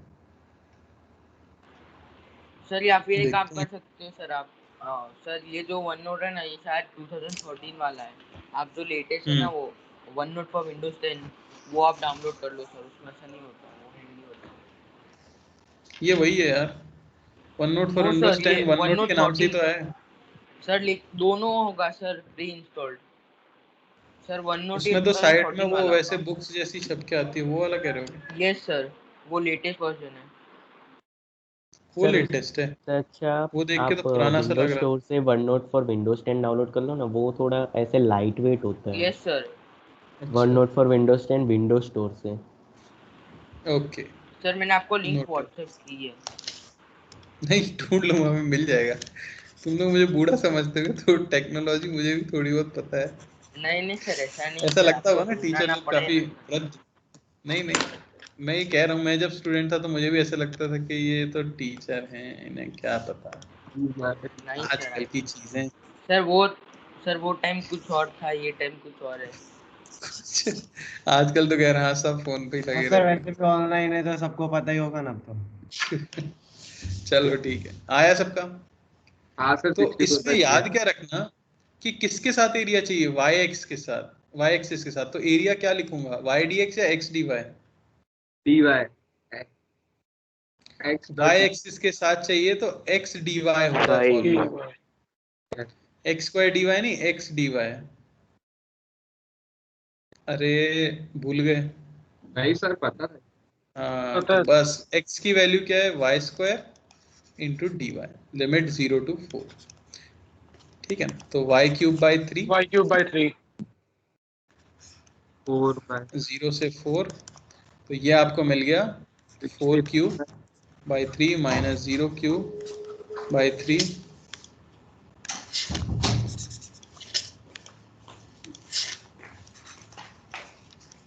यानी कि 64/3 ये हमारा आंसर। समझ आया? तो ये आपका पूरा इंटीग्रेशन समाप्त हो गया। ठीक है ना, इससे ज्यादा इंटीग्रेशन की आवश्यकता फिजिक्स में नहीं पड़ने वाली। हाँ बोलो। इसके भी कोई एप्लीकेशन होंगे जैसे डिफरेंशिएशन? इसका भारी मात्रा में जो एप्लीकेशन आएगा, एक इसके दो ही एप्लीकेशन है। एक तो है एरिया निकालना, इसके क्वेश्चंस भी कराऊंगा मैं अगली क्लास में, ठीक है ना, थोड़ी देर, आधे घंटे करीब। या डीपीपी दे दूं वो बेटर है, क्लास में टाइम क्यों वेस्ट करें। Sir DPP yes sir. DPP दे दूंगा मैं इसकी। हाँ सर डीपीपी। और मेनली इसका जो एप्लीकेशन काइनेमेटिक्स में आएगा, जब वेलोसिटी एक्सेलरेशन का फंक्शन निकालना होगा तो उनमें रिलेशन कैलकुलस की आती है, डिस्प्लेसमेंट, वेलोसिटी, एक्सेलरेशन, डिफरेंशिएशन नहीं आएगा वेलोसिटी? नहीं दोनों आते हैं, डिफरेंशिएशन भी आता है, इंटीग्रेशन भी आता है। बात ये हम सीखेंगे, वेलोसिटी से एक्सेलरेशन जाना है तो डिफरेंशिएट कर दो, एक्सेलरेशन से वेलोसिटी जाना है तो इंटीग्रेट कर दो। वो सब आएगा ना, तो वही इसका मेजर एप्लीकेशन अपने लिए है। ओके, बाकी इनका इंटीग्रेशन का डेरिवेशंस में बहुत आएगा। आप ये मान लो कि क्लास 12th में तो हर फॉर्मूला इंटीग्रेशन से ही डिराइव होगा, और एडवांस के हर क्वेश्चन में इंटीग्रेशन ही लगता है ऑलमोस्ट, जो भी ढंग का क्वेश्चन आएगा, मतलब एलिमेंट वगैरह लेना, वो सब सीखेंगे धीरे धीरे। डिफिकल्ट क्वेश्चन होता है एडवांस के ऐसा। हाँ तो वो अब इसीलिए डिफिकल्ट लगते हैं, क्योंकि डिफिकल्ट भी उनको लगते हैं जो इंटीग्रेशन से डरते हैं। आपको अपनी ये हालत कर लेनी है कि आप इंटीग्रेशन से तो ना ही डरो। इंटीग्रेशन आपके लिए एक स्टेप होना चाहिए क्वेश्चन का। अब कोई बच्चा अगर इंटीग्रेशन से ही डरता है, और अपने क्वेश्चन में तो इंटीग्रेशन एक पार्ट होगा क्वेश्चन का, तो जब आप पार्ट से ही डरते हो तो पूरा क्वेश्चन कहाँ से सॉल्व करोगे? एडवांस के क्वेश्चन में पहले आपको कॉन्सेप्ट सोचना होता है, किस चैप्टर से आया ये सोचना होता है, कैसा एलिमेंट लेना है ये सोचना होता है, इंटीग्रेशन वाला फंक्शन खुद बनाना होता है, इंटीग्रेट करना होता है और आंसर लिखना होता है। ये सुनने में लग रहा है बहुत खतरनाक चीज, पर ये खतरनाक नहीं है। अगर आपको इंटीग्रेशन पे कॉन्फिडेंस है तो उसके बारे में तो आप सोचोगे ही नहीं, आप मेनली फोकस करोगे कॉन्सेप्ट के ऊपर कि मुझे कॉन्सेप्ट क्लिक करना सीखना है। तो उसके लिए पहले ये छोटे मोटे टूल्स जो हैं उन पे कमांड हासिल कर लो, क्योंकि मेन कॉन्सेप्चुअल चीजें तो शुरू ही नहीं हुई हैं, है ना? ठीक है, मतलब एडवांस के क्वेश्चन जो आएंगे उसमें हमें मिनिमम 5 मिनट्स तो लगेंगे ना? तो बेटा इसीलिए तो 20 क्वेश्चन आते हैं 1 घंटे में, इसीलिए पर सब्जेक्ट 20 क्वेश्चन आते हैं 1 घंटे के लिए, आप ये मान लो, ठीक है ना? और उन 20 में से आपको अटेम्प्ट 15-16 अगर आपने कर दिए तो आपको बहुत अच्छा हो जाएगा, ठीक है? मींस टॉप 100 में तो 3 से 4 मिनट नहीं, टॉप 100 के लिए फिर आपको 16-17 करने होंगे, ठीक है? एटलीस्ट राइट भी करना होगा ना। हाँ, ऑब्वियसली पर मैं ये कह रहा हूँ कि कुछ सारे क्वेश्चन नहीं आते ना ऐसे। आप ये मान लो 20 में से 5 क्वेश्चन तो ऐसे होंगे जो कि आपसे विद इन अ मिनट या 2 मिनट्स हो जाएंगे, ठीक है ना? और केमिस्ट्री बहुत टाइम बचा लेती है। मोस्टली एडवांस क्लियर करने वाले बच्चे 45 मिनट्स में केमिस्ट्री करते हैं, और एडिशनल 15 मिनट्स वो अगर मैथ्स में स्ट्रांग है तो मैथ्स को दे देते हैं, फिजिक्स में स्ट्रांग है तो फिजिक्स को दे देते हैं, या पेपर पे डिपेंड करता है, जो ईजी आया हो उसमें चले जाते हैं ना। तो उसके लिए तो 2 साल हैं, वो सारी टिप्स ट्रिक्स आप खुद ही सीखोगे, कुछ हम बताएंगे भी जैसे जैसे आएंगी। अभी मेन फोकस मैंने आपसे क्या कहा, बेसिक मैथ्स नाम दिया गया है, तो अगर बेसिक ही स्ट्रांग नहीं होगा तो कॉन्सेप्ट सीखने पे आपका ध्यान ही नहीं जा पाएगा। आप कॉन्सेप्ट लगा भी लोगे, इंटीग्रेशन पे बैठ गए, हे भगवान क्या होता था, किसको टी माने, तो वो जीवन दुख से भर जाएगा और बुरा भी लगेगा कि कॉन्सेप्ट सोच लिया यार इंटीग्रेशन में अटक गया। तो इसकी प्रैक्टिस करनी है, ठीक है ना? और बहुत ज्यादा सोचने की जरूरत नहीं है, अभी बहुत ज्यादा प्रैक्टिस भी करने की जरूरत नहीं है। हर चैप्टर में इसका एप्लीकेशन आ रहा है, तो धीरे धीरे प्रैक्टिस अपने आप होनी है 2 साल आपकी, है ना? बाकी नेक्स्ट क्लास में फिर अपना वेक्टर स्टार्ट करेंगे, तो फिर ये अपना इंटीग्रेशन तो खत्म हो जाएगा। कितने टाइम में होगा? वो तो इजीली हो जाएगा ना। वेक्टर छोटा चैप्टर है, सिंपल चैप्टर है काफी, वो अपना 3 या 4 क्लास में हो जाएगा। और उसके बाद यूनिट्स एंड डायमेंशंस उसके बाद फिर मेजरमेंट एरर। डायमेंशनल एनालिसिस के अलावा और क्या करना होता है हमको? कुछ नहीं, उसमें मैं कई चीज़ों की यूनिट बताऊंगा जो कि आपको याद अभी नहीं रखनी है, धीरे धीरे याद आएगी। उस चैप्टर को वैसे 12th के एंड में पढ़ाया जाना चाहिए, पर अपने सिलेबस में अभी दिया है तो मैं अभी बता दूंगा कैसे यूनिट निकालते हैं, कैसे डायमेंशन निकालते हैं, कैसे एरर एनालिसिस भी आता है ना? हाँ, वो मेजरमेंट एरर दूसरा चैप्टर है, उसके बाद आएगा, ठीक है? सब होगा धीरे धीरे, आप ये मत सोचा करो। बहुत डिफरेंस होता है मेरे भाई। अब आजकल जो एनटीए मेंस बना रहे हैं ना, वो तो मतलब ऐसा है कि क्या ही बताएं। अगर कोई बच्चा थोड़ी भी मेहनत करता है 2 साल, तो बड़ी आसानी से बहुत अच्छे मार्क्स ला सकता है। मेंस में कुछ नहीं, मेंस में फॉर्मूला अगर आता है, थोड़ा बहुत कंसेप्चुअल नॉलेज है, तो पूरा ही पेपर सॉल्व हो जाएगा almost. Formula based mostly question आते हैं सर, लेकिन कॉलेजेस में तो मेंस के बेसिस पे भी मिलता है ना? मिलता है ना भाई, पर आपका टारगेट नहीं होना चाहिए ना। आईआईटी नहीं मिलेगा आपको, एडवांस करना पड़ेगा ना। आईआईटी के लिए तो एडवांस जरूरी है। एनआईटी और ट्रिपल आईटी तो मिल जाता है ना हमें शायद से। यार मिल जाता है, पर आपका टारगेट नहीं होना चाहिए ना वो। ऐसा नहीं, पर मैं पूछ रहा था। हाँ, मिलता तो है। आईआईटीज के अलावा बाकी सारे आपके इसी से होने वाले हैं, मेन से। सिर्फ आईआईटीज जिनके आगे लिखा है वो एडवांस के होते हैं, बाकी सारे कॉलेज एनआईटी, ट्रिपल आईटी, ये सब आपके जो हैं इससे होते हैं, मेन से। ठीक है, चलो फिर एंड करते हैं आज यहीं। मैं डीपीपी भेज दूंगा, शाम तक सॉल्व कर लेना। Okay okay sir. चलो, bye everyone, thank you. Bye.